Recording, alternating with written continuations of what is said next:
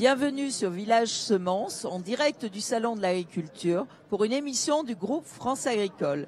J'ai le plaisir aujourd'hui d'accueillir Sarah Laroussi, qui est directrice du CNDB, donc le Comité national pour le développement du bois, et François Cassignol, directeur de pôle chez Culture Viande. Avec vous, nous allons parler de communication, d'attente du consommateur citoyen et des réponses des filières que vous représentez. Alors Sarah, décrivez-nous un petit peu votre filière, ce que vous faites au CNDB dans la filière bois. Avec plaisir. Donc le Comité national pour le développement du bois est une association qui a pour but de promouvoir l'utilisation du matériau bois dans la construction, la rénovation et l'aménagement. On accompagne les acteurs de la filière forêt-bois à former, communiquer et promouvoir des informations auprès de deux typologies de cibles. La première, c'est les acteurs de la construction, maîtres d'œuvre, maîtres d'ouvrage, donc tous ceux qui conçoivent et construisent des bâtiments, de l'architecte au promoteur, en passant par le bailleur, l'élu.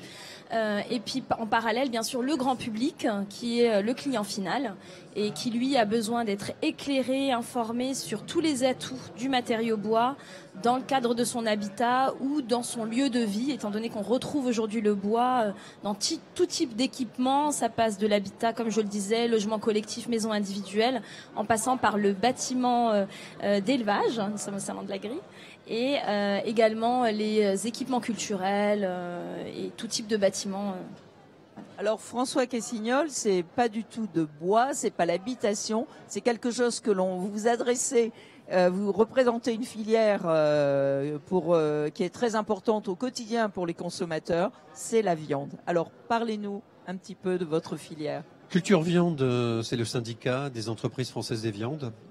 Ce syndicat fédère l'ensemble des entreprises qui, en gros, achètent les animaux aux éleveurs, les animaux dits de boucherie, bovins, ovins, caprins, veaux, et les abattent. Donc ce sont des abattoirs, découpent la viande et la préparent pour la commercialiser ensuite, soit à l'industrie agroalimentaire, soit à la restauration collective ou commerciale, et également à l'ensemble des bouchers en France, ainsi que les rayons traditionnels, les libres-services des grandes surfaces et une partie également à l'export.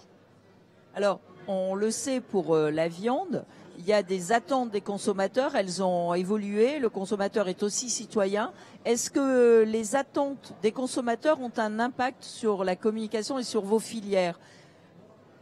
Ça semble assez évident pour la viande, et François, vous nous en reparlerez, mais pour le bois, est-ce qu'il y a des attentes auxquelles vous devez répondre aujourd'hui qui n'étaient pas celles d'il y a quelques années ? Tout à fait, étant donné que nous sommes tous impactés aujourd'hui par le dérèglement climatique et que comme vous l'avez dit, le client, le citoyen est devenu totalement acteur en fait de son acte de choisir tel ou tel matériau. Donc le bois est une solution naturelle, écologique, durable. On a des forêts en France, un tiers de notre territoire est composé de forêts. On a des entreprises qui savent faire, donc construire, aménager et du coup accompagner le client dans ses choix. Donc comment aujourd'hui on peut permettre à ce client de savoir d'où vient le bois, comment il est transformé, est-ce qu'il est respectueux de l'environnement dans lequel il se trouve, est-ce qu'en utilisant du bois, du coup j'ai un acte écologique et durable pour les forêts. Tout comme la viande, je dirais, ou l'agroalimentaire le vivait il y a quelques années, où le consommateur avait besoin de savoir d'où venaient les aliments qu'il consommait, aujourd'hui on se retrouve dans le même contexte aujourd'hui au sein de la filière forêt-bois, où le consommateur a besoin d'être rassuré sur la provenance autant du matériau bois que de sa transformation, pour qu'ils puissent faire un acte écologique, mais je dirais un acte raisonné et global surtout. Alors comment avez-vous fait au sein de la filière viande justement pour rassurer ce consommateur citoyen qui est difficile à convaincre finalement ? François Cassignol. Ça dépend de quel point de vue on part. Une première chose, on ne parle pas du consommateur. Le consommateur est multiple, nous parlons toujours des consommateurs. Ces consommateurs sont en forte évolution de mode de vie et donc de consommation. On ne peut pas dire que les Français mangent moins de viande. Ce qu'on peut dire en réalité, c'est qu'ils mangent à la fois moins de viande, moins de produits laitiers et moins de fruits et légumes. Entendez par là qu'ils mangent beaucoup moins de produits frais. Et ils mangent beaucoup plus de produits transformés, et notamment de plats cuisinés. Parmi les plats cuisinés, en forte progression, les plats cuisinés à la viande, tirés, tenez-vous bien, par le jambon beurre et le burger. Deuxième plat cuisiné sur lequel se ruent littéralement les Français, la pizza, dont les consommateurs français sont les premiers consommateurs au monde devant les Américains. Troisième plat cuisiné, les plats cuisinés au poisson, tirés par les sushis. Donc quand vous voyez ces plats cuisinés dont la croissance est à 2 chiffres, toujours, et quel est le traitement médiatique et la différence de mesure, quand on mesure une baisse des achats des Français, c'est pour leur consommation à domicile, certes elle est en baisse, mais il faut noter que la consommation se fait de plus en plus hors domicile. Alors, comment répondre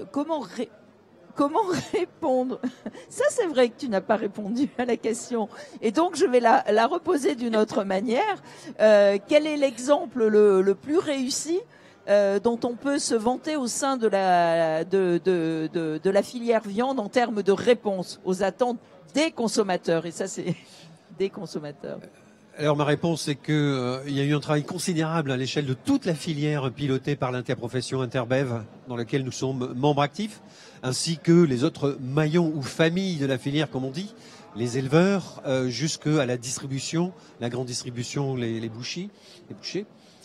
Nous avons, à l'issue d'un séminaire, décidé de lancer une communication qui est en fait un échange et un débat, un dialogue avec la société, avec le terme de flexitarien et la campagne publicitaire qui passe sur tous les médias, télé et Internet et tous les réseaux sociaux. On a décidé d'ouvrir le débat et de poser le postulat qui consiste à dire et si être flexitarien aujourd'hui, c'était finalement manger, comme on disait avant, de tout, normalement, de manière diversifiée.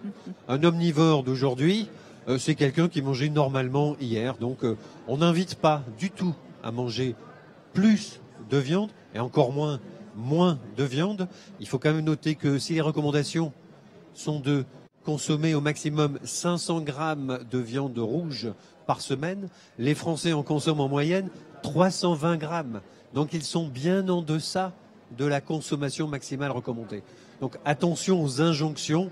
Il est à la mode sur tous les types de sujets de dire oui, moins mais mieux. En l'occurrence, il n'y a pas besoin de manger moins. Il y a peut-être plus besoin de réapprendre qu'est-ce que la cuisine, comment choisir ses ingrédients, regarder la composition et surtout l'origine. Les abattoirs en France sont implantés sur les zones d'élevage. Donc si vous voulez manger de la viande française, et je veux dire déguster, parce que la première chose qui importe, c'est le goût, bien, repérez déjà l'étiquette bleu, blanc, rouge, viande de France. Alors, vous avez l'un et l'autre parlé de collaboration, d'écoute, de co-construction. Est-ce que dans la filière bois, il y a aussi des projets de débat participatif ? Complètement. Alors, pour rebondir sur le thème de la communication, on a 2 grandes campagnes qui aujourd'hui se déclinent. La première, elle est portée par France Bois Forêt et c'est le programme Laisse entrer la nature que vous découvrez avec France Télévisions actuellement. Donc des cours, je dirais des cours séquences qui présentent des professionnels, des élus qui ont décidé aussi également des personnes qui ont fait le choix du bois à un moment donné et qui en parlent ouvertement avec de belles images et du coup une découverte de tout cela. Et puis ensuite le comité professionnel des industries françaises de l'ameublement et du bois construction, le Codifab, avec la campagne bois.com, donc 100 000 visiteurs quand même sur le site internet où on retrouve pas mal d'informations pour s'informer et s'inspirer. Le débat citoyen, c'est important pour nous, hein. On s'ouvre aujourd'hui, on sent qu'il y a ce besoin sur le terrain, donc du coup on y va et on l'organise dans le cadre du Forum Bois Construction du 14 au 16 avril prochain au Grand Palais à Paris, avec la soirée du 16 avril de 18h à 22h où on a ce débat citoyen qui permettra les échanges et lever bien sûr les idées reçues. Merci beaucoup Sarah, merci beaucoup François, à bientôt. Merci.